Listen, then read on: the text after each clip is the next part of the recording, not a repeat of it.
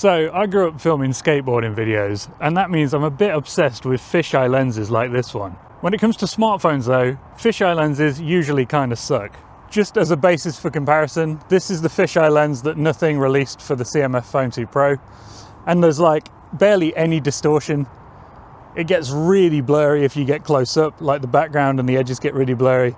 It's just not quite up to scratch. Comparatively, this one is crazy wide. It's sharp all the way to the edges. It's so wide I can touch my nose on the lens and still get my whole head in. I can get my whole body in with my arms still bent and then some. Look how much headroom I've got. Plus you get the nice little vignette like you see in classic skate videos. I just think it looks pretty good. And today I'm going to show you exactly how to make a setup like this. Okay, so to take you through this setup, I'm going to have to go back to the start and kind of explain where this idea came from. This is my Sony TRV-900, which is an ancient camcorder that I think came out in like 1997, but it still works great. And usually I film with it with this fisheye attached, which is commonly referred to as the Opteka Baby Death, which is a kind of crazy name. But to explain that a bit better, there's a lens that everyone calls the Death lens, which is commonly used on the VX1000, and it's a 72mm thread. It's a big old lens and it's very expensive. And this is like a miniature version of that, and it's a lot cheaper, but the quality is still awesome. It kind of looks very similar, and it has a 37mm thread on the back, which makes it more suitable for smaller camcorders like the TRV-900. So I was going through my gear and I was looking at this fisheye. I was thinking, wouldn't it be nice to have a fisheye this good for a mobile phone? And that's when I realized I could try it straight away, because I've got this thing, which is a universal rig, and it's got a 17mm thread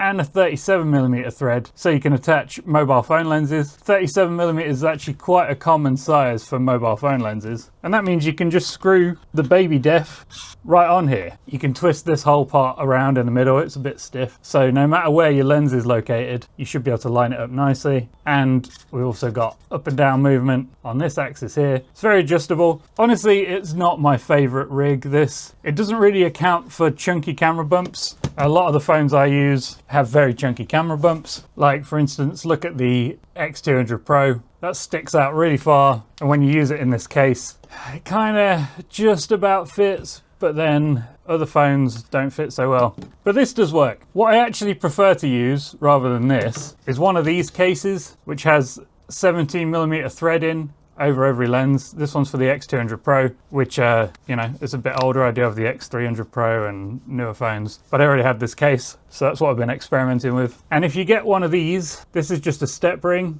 It's 17mm on one side, 37mm on the other. This is off AliExpress. I'll put the link in the description. I'll link everything in the description. I just want to cut in here because I don't think I really made it clear that you can do this with any phone. 17mm threaded cases are available for most phones on the market. If you've got an iPhone or a Samsung or whatever, you can pretty much just search the name of your phone plus 17mm case and you'll probably find something that'll work. My original idea was to just screw this on over the main sensor, because obviously the main sensor is the largest sensor. It's usually the highest quality sensor on a phone, so it makes sense to use that. But anyway, that original plan didn't really work, and the reason is that the main sensor can't focus close enough. I think the main sensor minimum focus distance is probably like 20 centimeters. We can probably test that. Yeah, maybe like 15-20 centimeters. So you'd need to get the lens that far away from the sensor, which just isn't feasible. You can get these, which are just spacer rings. So they're just 37mm rings, and you can stack them to get the adapter lens further away from the main lens. The problem is you would need so many of these that it would start looking like the James Bond intro. It would be, you know, a little circle in the middle of your field of view. But the way you can actually use this is with the ultrawide camera. So you want to screw it on there instead. No matter which phone you're using, as long as the ultrawide has macro focusing capabilities, which most of them do these days. So by default, you'll find that you've just got a little circle in the middle of your field of view. But if you zoom to like 0.9x, so just under your 1x, then you'll just have this little vignette in the corner, which is absolutely fine. classic skate video aesthetic, that. And look how wide it is. It's mad wide. And it's the exact same thing in video. When you're shooting video, you just want to zoom to about 0.9x. You might be able to go out a bit more than that. Yeah, 0.9x is good because we've got the sunshade on. This sunshade is removable. There's these little grub screws. There's like 3 of them. And if you loosen them, you can take it off and you won't have these little sun shields sticking into your frame. I do prefer to keep them attached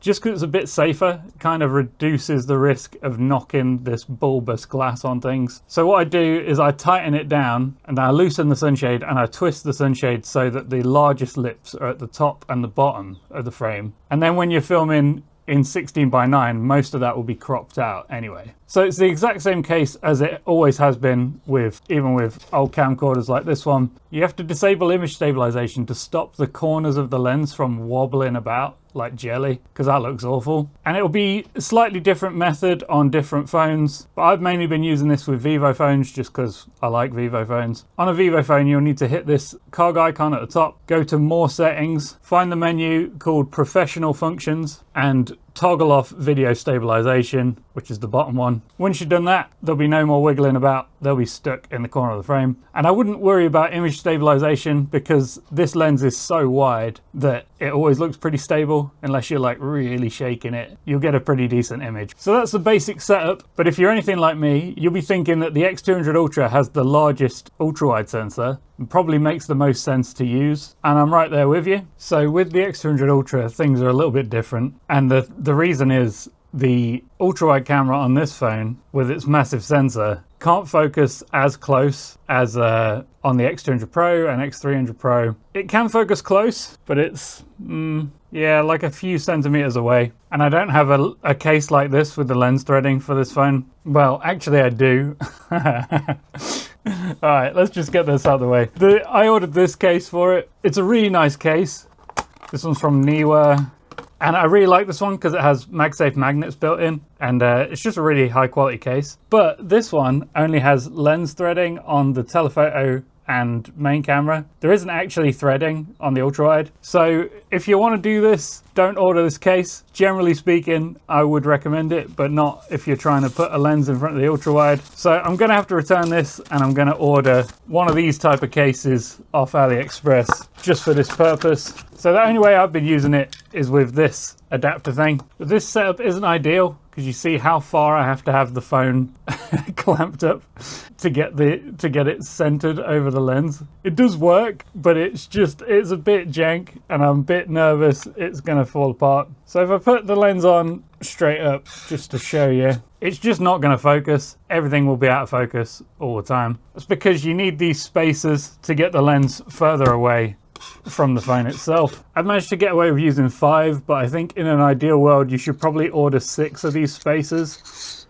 if you're trying to use it with the X200 Ultra.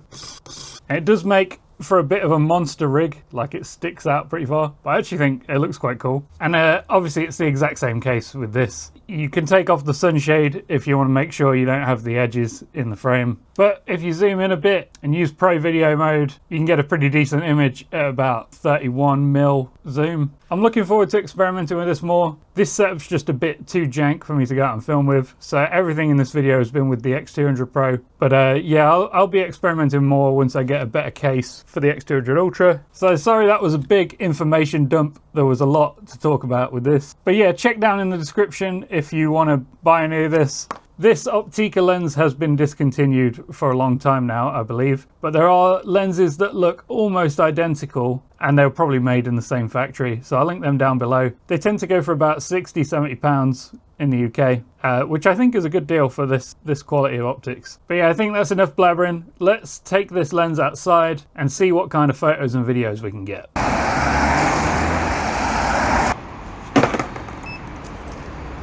Parking level 1. Doors open.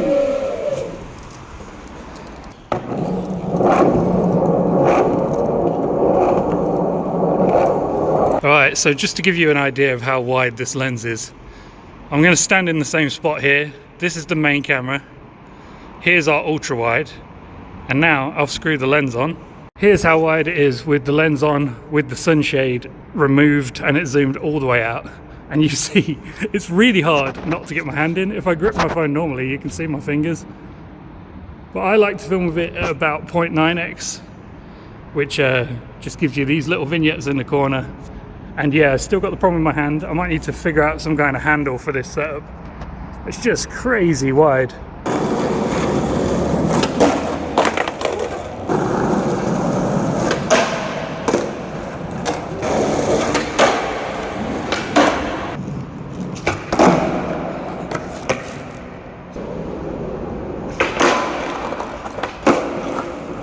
Okay, I hope you enjoyed those pretty terrible skate clips, but hey, it's about the footage, not about the tricks. Overall, I'm pretty happy with this setup. I think it's just about as close as you can get to making your phone look more like a HPX with a fisheye on it. It's not perfect, but I think it's looking pretty good. The main thing that needs solving is getting your hand in the shot. Like you can see right now, both my hands are in the shot. I think the way around that might be a setup like this, with a phone clamp and a top handle facing behind the phone. But let me know if you have any other better ideas for ways to mount this. For now, I'm pretty happy with this, and I'll let you know if I come up with any other solutions for any of these problems. If you like this kind of thing, get subscribed, because I'm always playing with different phones and different lenses. So stay tuned for more, and I will catch you in the next one. Doodles.